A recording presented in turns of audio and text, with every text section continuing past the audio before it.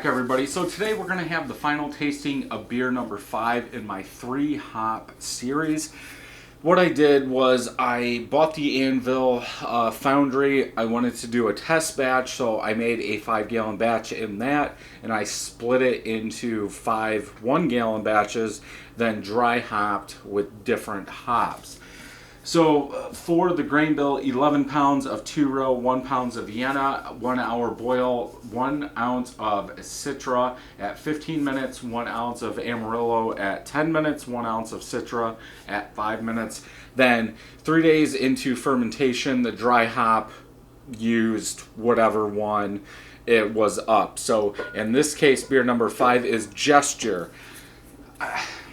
I don't believe I like this one as much as all the other ones in the first review, and I took all these to a homebrew meeting and had them taste it, and I don't think people were really on board with this one, and I haven't made a good beer with it. So I think I need to maybe change up the hops. We did a smash beer with it, and then I did this one, and it says tropical fruity. It's a dual purpose hop, and it's tropical and fruity, and I don't think I've got the tropical fruitiness out of it. So maybe I need to try it earlier in the boil, like at the 60-minute mark or something, just to see if we can pull that fruity tropical note out of it. So this was bottled on 11/10, 6.65% ABV. I will be making another 5-gallon split batch here soon. But I wanted to run through these just to see how they ended up.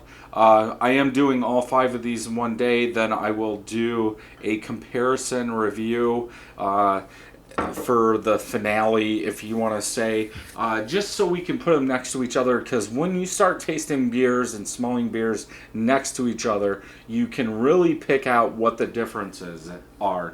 Now, I have picked out some of them just doing these all in one day. My guess is if I would have done them on separate days, there's no way I would have picked out some of this stuff, but hey, I've got time, I'm doing them all. Very light off-white head. It's weird because it's like down the middle. It's almost like it starts on the side and kind of comes up then goes back down. Like I've almost got pure beer over here, but in the middle it's like thicker, which is weird. Small and medium bubbles in there, not even a quarter finger of head. Color, yeah, bright yellow, clear, like almost all the rest of them. Medium bubble level, I would say. Let's go ahead and smell.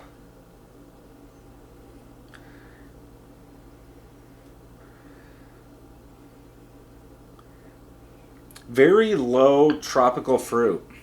That is about it in this one. I was thinking the smells would be a little more potent in these. This is what, 2 months old? This is January.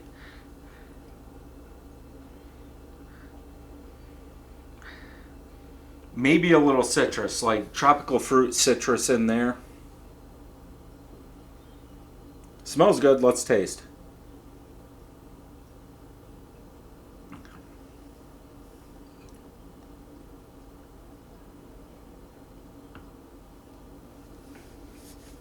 Definitely more of like a lemon.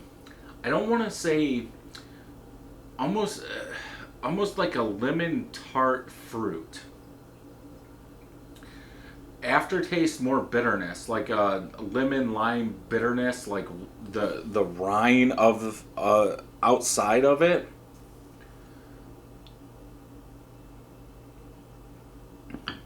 A little bit more sweet malt in there. It's almost like the Jester based upon the other ones. It's I don't want to go there. This tastes like it's older, like it's 4 or 5 months old. The Jester has went down a little bit, but you're still getting some of that lemon tartness in there with a little tropical fruit, but that sweet malt is starting to take over.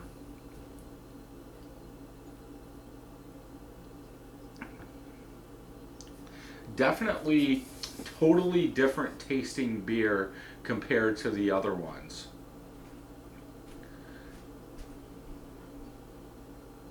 Yeah, it's like on this one, the dry hops really took over, and Gesture being the dry hop, it took over the Amarillo and Citra like big time and almost knocked them out and put in that that fruitiness, if that's what you want to call it, but added some tart citrus in there, but gave way to the malt.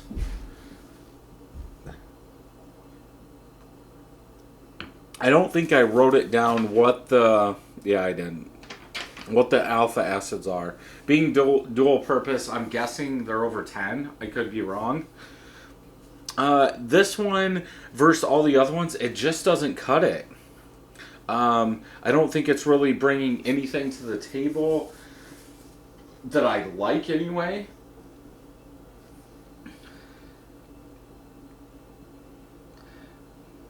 Yeah, the smell's not bad. The taste isn't bad. It's just, it's not on the same level as all the other ones.